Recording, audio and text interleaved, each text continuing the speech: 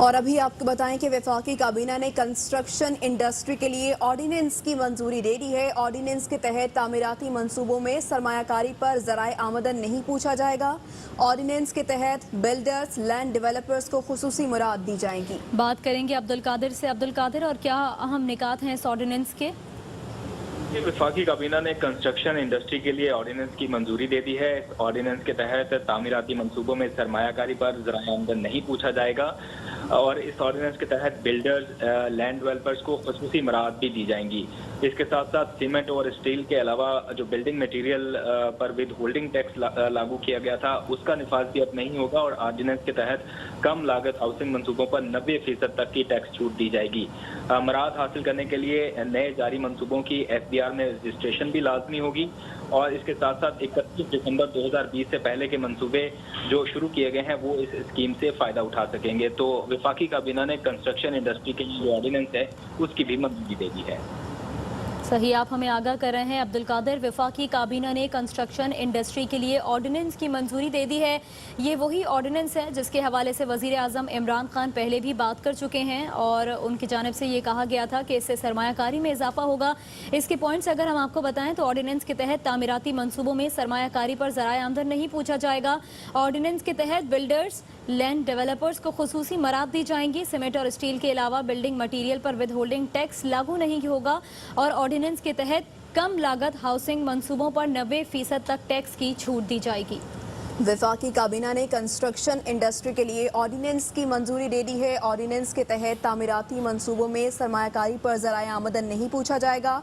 Ordinance के तहत builders, land developers को खुसूसी मुराद दी जाएंगी। सीमेंट और स्टील के अलावा बिल्डिंग मटीरियल पर विद होल्डिंग टैक्स लागू नहीं होगा। ऑर्डिनेंस के तहत कम लागत हाउसिंग मंसूबों पर 90% तक टैक्स की छूट होगी। तो वफाकी काबीना ने कंस्ट्रक्शन इंडस्ट्री के लिए ऑर्डिनेंस की मंजूरी दे दी है। ऑर्डिनेंस के तहत तामीराती मंसूबों में सरमायाकारी पर ज़राए आमदन नहीं पूछा जाएगा।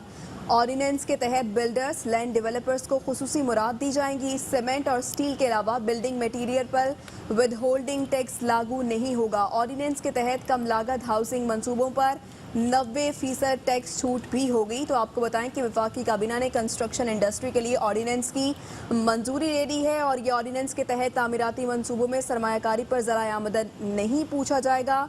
ऑर्डिनेंस के तहत कम लागत हाउसिंग मंसूबे पर 90% तक टैक्स की छूट होगी। नामुकम्मल, जारी और 31 दिसंबर 2020 से पहले के मंसूबे स्कीम से फ़ायदा उठाएंगे। बिल्कुल, आपको बताएं यकीनन एक बहुत बड़ा इनकलाबी कदम उठाया गया है PTI की हुकूमत की जानिब से। कंस्ट्रक्शन इंडस्ट्री जिसकी अहमियत पर वज़ीर आज़म इमरान खान बार बार जोर देते रहे हैं कि अगर ये मुतारिफ कराई जाएगी तो जो रोज़गार के मौके हैं वो बढ़ेंगे।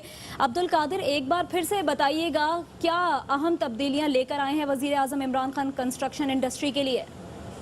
देखिए, एक तो कैपिटल गेन टैक्स होता था जो कंस्ट्रक्शन में सबसे बड़ी रुकावट थी कंस्ट्रक्शन इंडस्ट्री के लिए, एक तो उसको भी खत्म कर दिया गया है और सबसे बड़ी बात यह है कि इसको स्टेटस दिया गया है इंडस्ट्री का। कंस्ट्रक्शन को पहली बार इंडस्ट्री का दर्जा दिया गया है। इससे पहले ऐसी सहूलत नहीं थी और जो इस शोबे से वाबस्ता अफराद थे उनकी ये बड़ी डिमांड थी कि तामीरात को सनत का दर्जा दिया जाए। तो वज़ीर आज़म इमरान खान ने चंद रोज़ पहले इसको सनत का दर्जा दिया था, जिसके बाद कैपिटल गेन टैक्स भी खत्म कर दिया गया था। अब sale tax on construction services जो है उसको भी रिड्यूस किया गया है, 5% उसमें कमी की गई है।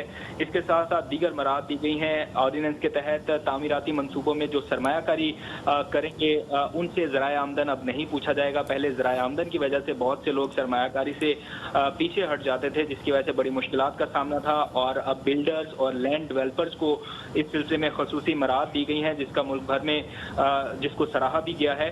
और साथ ही सीमेंट और स्टील के अलावा जो बिल्डिंग मटेरियल पर विद होल्डिंग टैक्स पहले लागू होता था वो अब टैक्स लागू नहीं होगा, जिससे बिल्डिंग मटेरियल की कीमतों में खातिर खा कमी आएगी और ये सनत जो है वो तेजी से आगे बढ़ेगी।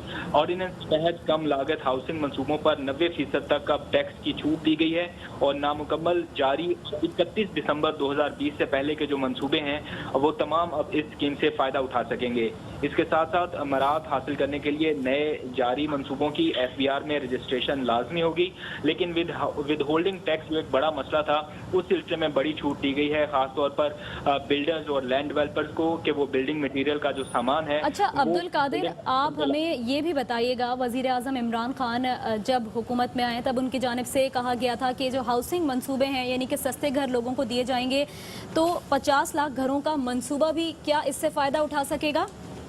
देखें, वो तो सबसे बड़ा बेनिफिशियल वही मंसूबा होगा, उसको सबसे ज़्यादा फ़ायदा होगा, लेकिन ना सिर्फ वो मंसूबा बल्कि उससे जुड़े जो दीगर तामीराती इंडस्ट्री से वाबस्ता 50 के करीब शोबे हैं उनको फ़ायदा होगा।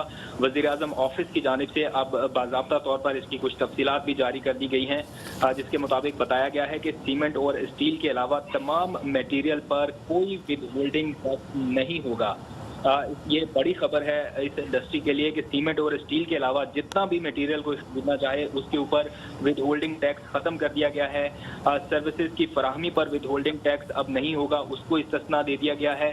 बिल्डर्स और डेवलपर्स जितना टैक्स अदा करेंगे उसका 10 गुना आमदन या मुनाफे का क्रेडिट अब वो वसूल कर सकेंगे। इसके साथ साथ नया पाकिस्तान हाउसिंग अथॉरिटी के कम लागत वाले घरों के लिए टैक्स को 90% तक कम कर दिया गया है। इस स्कीम का इतलाक 31 दिसंबर 2020 से पहले शुरू किए जाने वाले तमाम मंसूबों पर होगा और मौजूदा नामुकम्मल मंसूबे भी इससे फायदा ठीक है अब्दुल कादिर, आप ये डिटेल्स हमें बता भी रहे हैं, लेकिन ये ऑर्डिनेंस जो कि इस वक्त हमारे साथ ही मौजूद है, ये ऑर्डिनेंस अपने नाज़रीन के साथ हम शेयर भी कर सकते हैं।